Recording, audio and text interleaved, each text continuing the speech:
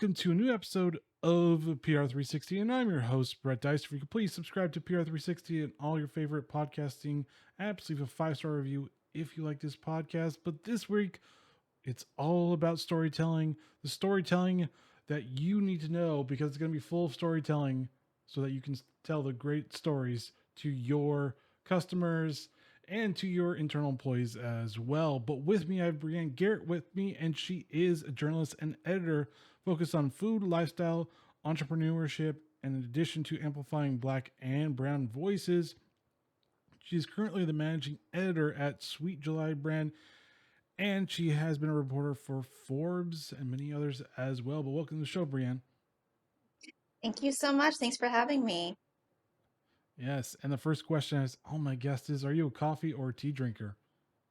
This is a tough one. This is a very tough one. I think it is very mood dependent. I sometimes love a good coffee drink. I've been experimenting lately with some nice sort of mixed drinks. I've been doing a nice brown sugar shaken espresso to save some Starbucks money. But sometimes when I want to wind down or have a less caffeinated drink, I'll go for a nice Earl Grey tea. That was a very long answer, but it's a complicated answer for me. No worries. It's all about the taste. I understand the whole saving on Starbucks because I think coffee went up like 30% for the past 2 years in price. So I understand that part. Yes, yes, for sure. Anyways, I gave a brief summary of your expertise, but can you give our listeners a little bit more about what you do?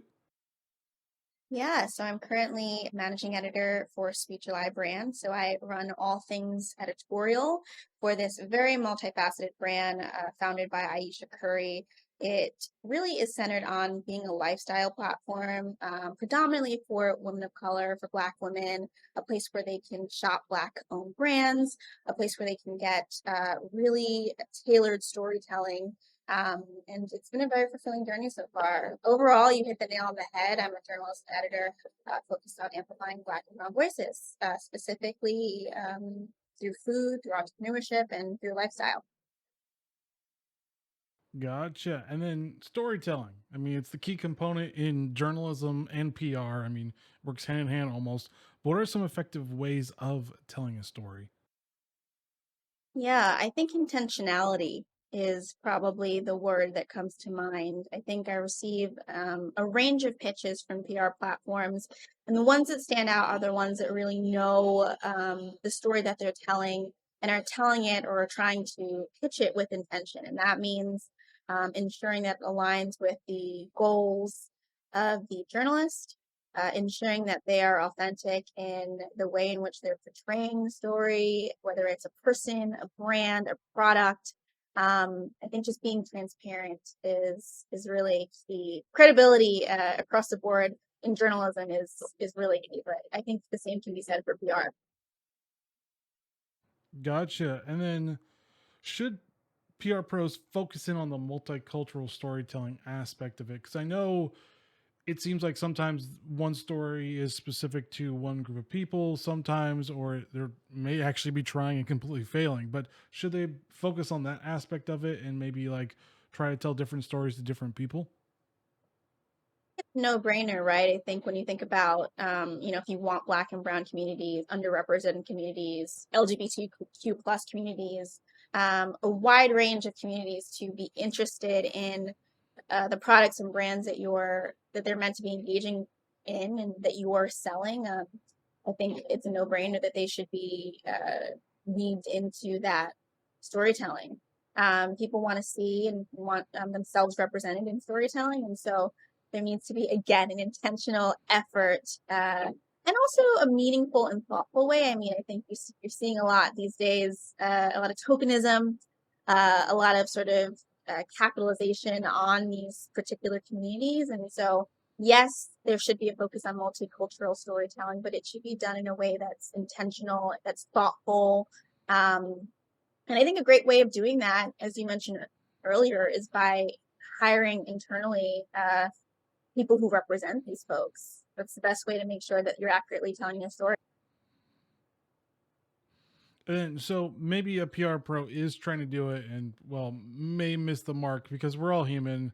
We all try and it sometimes doesn't work. But I mean, how do you actually fit it into that right fit of storytelling? You said also in hiring internally, but also should you go out externally and maybe pitch some influencers and see if this resonates?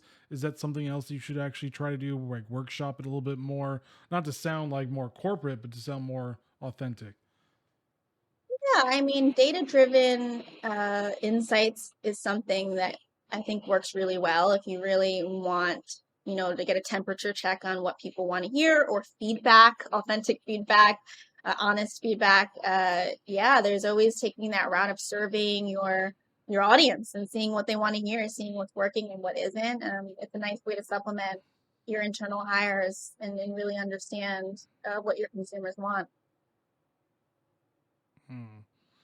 And then, I mean, should the campaign be multifaceted at the same time when we're talking about storytelling? Because it looks like it's like you could have one campaign, but it could be one specific. So should you have like several different campaigns running, several different stories running through, maybe to like make sure? Because sometimes it's like maybe one story you thought wasn't great was actually probably one of the best ones you actually did. Should you have multiple different stories as part of the storytelling as well, just in case one may not work out because you don't want to put all your eggs in one basket? Is the best way of saying it. Yeah, I mean, it's a difficult question to answer. I think it's all about what the goal is of your campaign. I think, you do have a point. It's trying to serve too many people at the same time can be problematic. It often seem like you're trying to execute too much or have too much of an ambitious plan. So I think identifying the goal of a particular campaign or story or anything of that nature is prime and really understanding who you're trying to serve. And I don't think you need to be serving, multiple groups at the same time. I think, one campaign can have a completely different purpose and serve a completely different demographic than your other. But when you're looking at the wider scope of who you're trying to serve holistically from campaign to campaign, I think that's when you need to be a little bit multicultural thinking, but um, multicultural, multifaceted. But I think you know different campaigns serve different purposes, and that's what you need to make sure that you're prioritizing from the start, as not to get confused or to get too ambitious. Gotcha. And then when PR pros are trying to pitch their press release out to journalists like yourselves, how should they pitch to journalists? Because it seems like there are some strategies, like obviously read the stuff that journalists have written, but is there anything else that they should actually do to make sure that they get the right press release to the right journalist and not kind of waste your time? Probably the best way of saying it. Yeah, I mean, I would say that the easiest way to piss a journalist off is by pitching a story on a subject that has no relation to their beat. That off, right out of the gates is something that puts me off. I know it puts a lot of my colleagues off. So the do your research is essentially what is the best recommendation. Understand the interest areas and the beats of the journalist that you're pitching.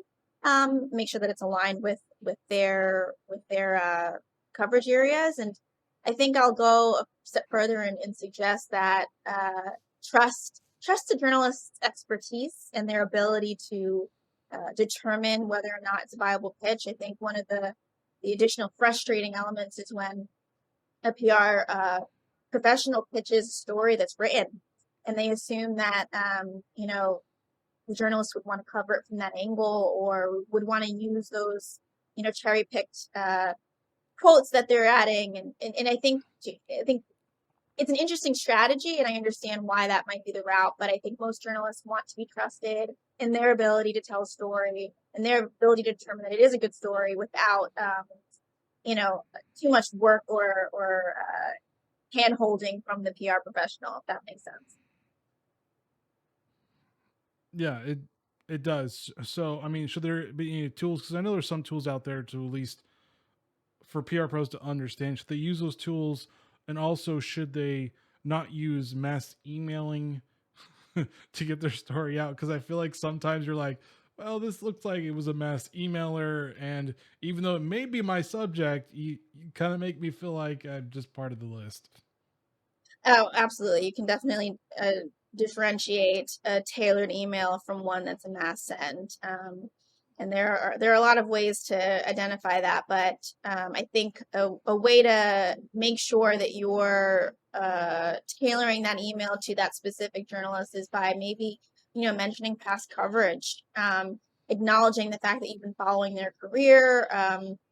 Obviously not in an overdone way. I don't want,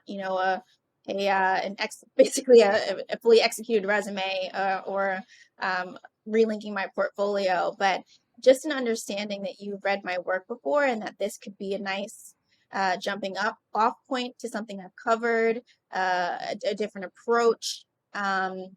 Things of that nature are really ways to show that you understand what the journalist is writing about versus sending, copying and pasting my name on the subject line.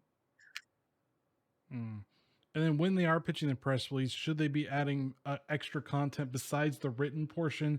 Should they be adding pictures or maybe video now? Is that more important to you, or is it still more important to make just have the written part and everything else will be taken care of?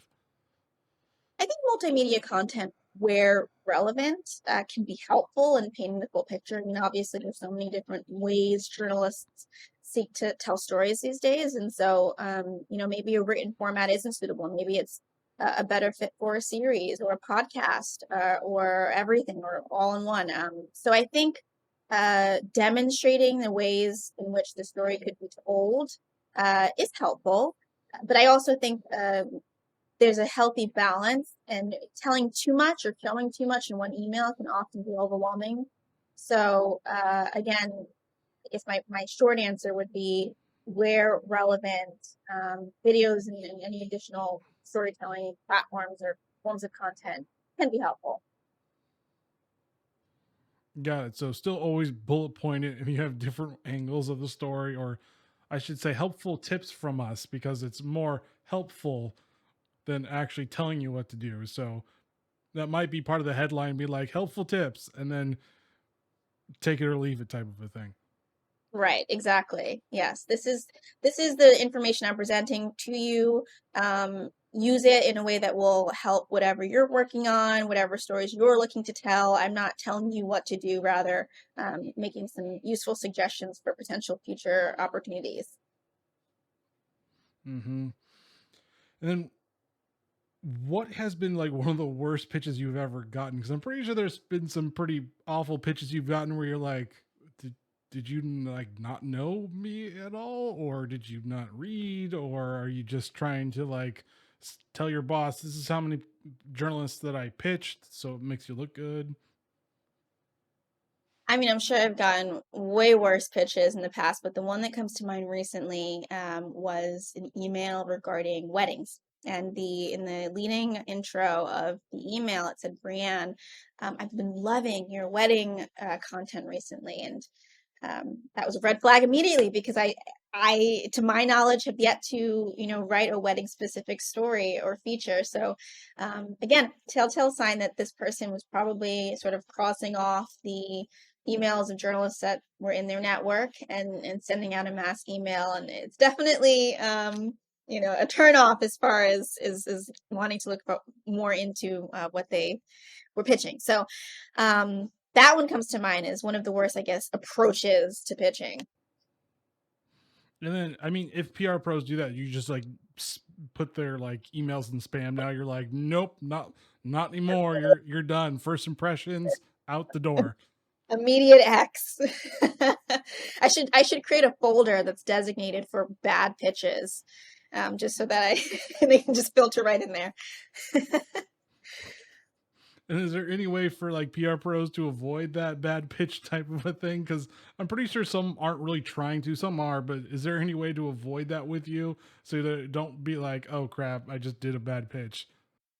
I mean, just stay organized, stay up to speed on, even if it requires a bit more research, having a database of the journalists that you are looking to pitch and the corresponding beats that they cover, and Also making sure that you're staying up to speed on what changes are occurring, because journalists are often pivoting their beats. So what they, I may have covered weddings 2 years ago, but maybe I've pivoted to like consumer tech or food or something, completely different. So yeah, just making sure that maybe yearly you're making sure that you understand the changes in beats of journalists. So just, yeah, always constantly updating that list just so you don't do the whole, hey, I know you've done weddings. You're like, I haven't done weddings in like 10 years or however many years. And it's like, Precise. that's really out to date now. Yeah, exactly. Yeah. And then, fun question for you: what story do you wish you would have written? You're like, oh, I wish I had that story. I wish I wrote that one. Well, I'll tell you, it's kind of a multi-part story, because back at a previous employer, I had my eyes on Fawn Weaver, who, for people who don't know, is the founder of Uncle Nearest Whiskey.